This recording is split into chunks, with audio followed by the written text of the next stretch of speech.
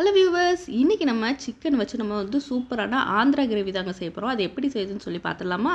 அதுக்கு ஃபஸ்ட்டு நம்ம ஒரு சிக்கன் 1/2 கிலோ வாங்கிட்டு நல்லா வாஷ் பண்ணி எடுத்துடலாங்க. வாஷ் பண்ணி எடுத்ததுக்கப்புறம் அது கூடயே ஒரு 2லேருந்து 3 ஸ்பூன் தயிர், அதுக்கப்புறம் இஞ்சி பூண்டு பேஸ்ட்டு, மிளகாய் பொடி, மல்லிப்பொடி, கொஞ்சமாக மஞ்சள் பொடி, அதுக்கப்புறம் கரம் மசாலா, தேவையான அளவு உப்பு சேர்த்துட்டு நல்லா கலந்து வச்சிடலாங்க. அதுக்கப்புறம் ஒரு ட்ரை பேனில் கொஞ்சமாக சீரகம், கொஞ்சமாக கொத்தமல்லி, அதுக்கப்புறம் ஸ்டார் ஆனிஸு, பட்டை, கிராம்பு எல்லாத்தையும் சேர்த்துட்டு ட்ரை ரோஸ்ட் பண்ணிடலாங்க.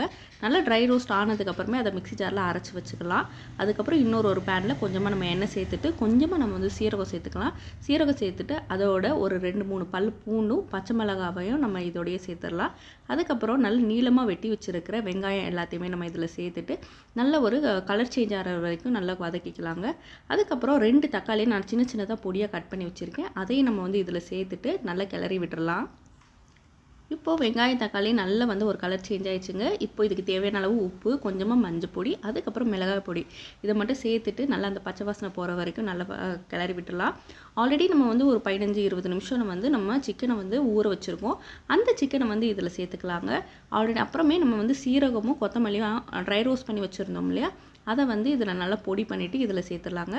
சேர்த்துட்டு ஒரு மூடி போட்டு மூடிடுங்க. நல்லா ஒரு 10-15 மினிட்ஸ் நல்லா நம்ம வேக வச்சிடலாம். சிக்கனை நல்லா இந்த மாதிரி வெந்து வந்துடுங்க. பாதிக்கு பாதி நம்மளுக்கு தண்ணி நல்லா ரிலீஸ் ஆகி சிக்கன் நல்லா வெந்திருக்கும்.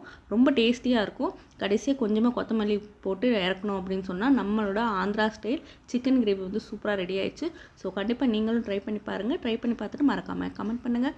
எங்கள் சேனலில் இருக்க வீடியோஸ் எல்லாம் பாருங்கள். பிடிச்சிருந்தா சப்ஸ்கிரைப் பண்ணிக்கோங்க. பக்கத்தில் இருக்க பெல் பட்டனையும் கிளிக் பண்ணிக்கோங்க. Thank you all.